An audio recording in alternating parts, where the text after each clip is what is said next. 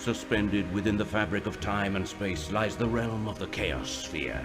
For eons, the Serpent Riders, masters of the sphere, have traveled the dimensions, sowing destruction. Disparal is dead. Corax, the second rider, threatens another world. The world of Hexen. Hexen, a world where magic's legacy has spawned corruption. Three powers rule as one unholy trinity, each led by a single man, the warlord Zedek, High Captain of the Legion, is both judge and jury to all the peoples of Hexen.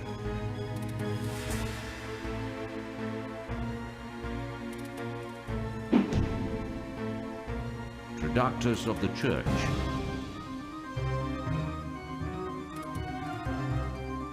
holds their souls in captivity. And Menelkir, the subtle master of the Arcanum, weaves his unholy magic to spread fear and weakness amongst all of their subjects.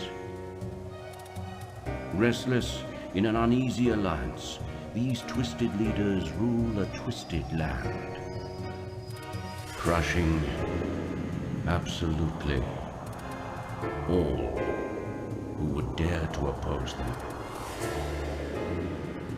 Today, they will trade their worldly power with Corax for the dark gift of unlife and a mastery of forces more terrible than even their depraved minds could ever imagine.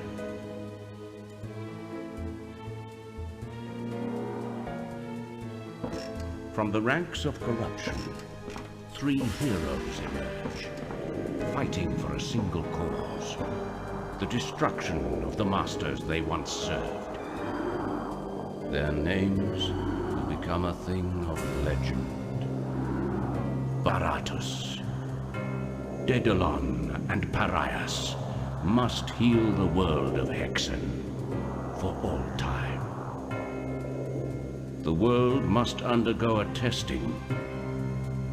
A journey must begin. Welcome to my playthrough of Hexen Beyond Heretic.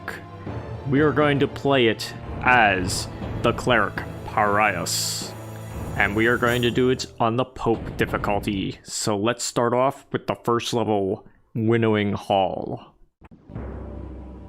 So, as you may have seen from the cutscene, there's a lot at stake here. So, let's begin by using our mace to kill these Etten. These creatures are former humans, and they pack quite a punch if you let them close to you. But thankfully, your mace here will have plenty of range to attack them from not as close as they would you, with their own flails and maces. The only problem is your mace is a little bit weak, but it gets the job done. Now, we picked up an item that is called a Flechette. Now, what that does, allow me to demonstrate. It does different things for different classes, but for the Cleric, it unleashes a deadly cloud of gas that will do damage to enemies that stand in it. Now, the Ettins are not as vulnerable to this as certain other enemies, but certain other enemies, however, are really vulnerable to it, and I'll show you them when the time comes. However, we're just killing all the Ettin in this room and grabbing this Flechette, but watch out when you do, because, yeah, this level is already trying to be mean to you. But that's fine. We're gonna break more glasses, more stained glass windows, and go into this area, in this stained glass window, to kill more Etten, and also grab some more health. As you can see, as was the case for Heretic, there are quartz flasks and crystal vials you can grab. And there are switches you can flip. This one opens up these series of doors, which leads to another door, which leads to Etten. And these Etten lead to this area, but it's a trap. Sort of. It's mostly just Etten in here, and more stained glass you can look at if you want. However, we're just gonna kill all the Etten here and get rid of them. And if you take any health, or if you take any damage, you can use the quartz flask to get 25 health back. And you can carry much more of these than you would in Heretic.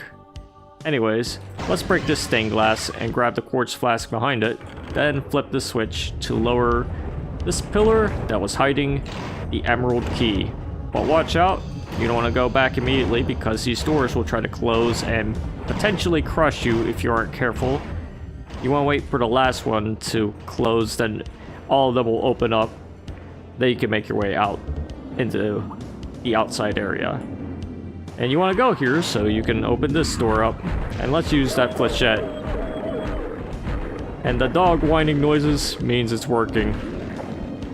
But sometimes they like to get past it.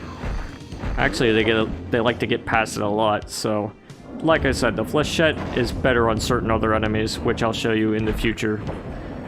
But we're using it now, just because we can.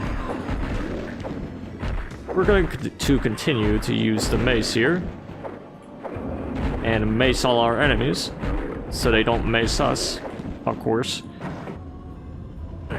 As of right now, though, it's our only weapon, so we don't have much of a choice in the matter. But we can grab this platinum helmet.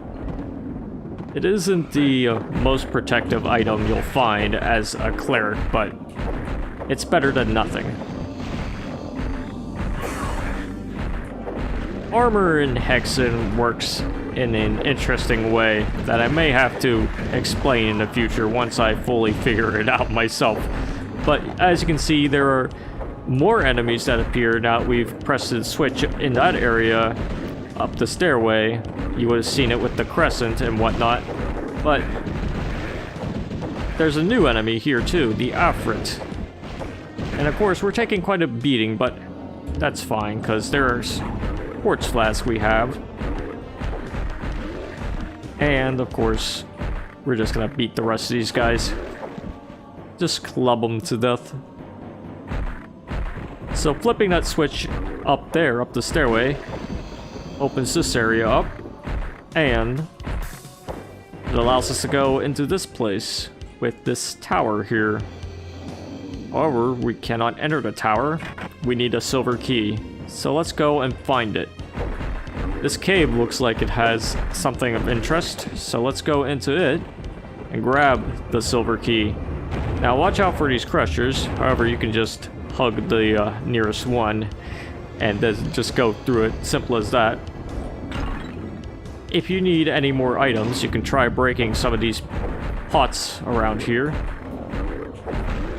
However, I believe this one is the one that has a quartz flask in it, so make sure to break that one if you're needing more health pickups. Speaking of health, there's a crystal vial here, and at the top of this tower is a bell. Hit it to ring it. Ringing the bell will open an area near the start, and also introduce you to more enemies. So let's prioritize the Afrits, or Afrits, then the Etten.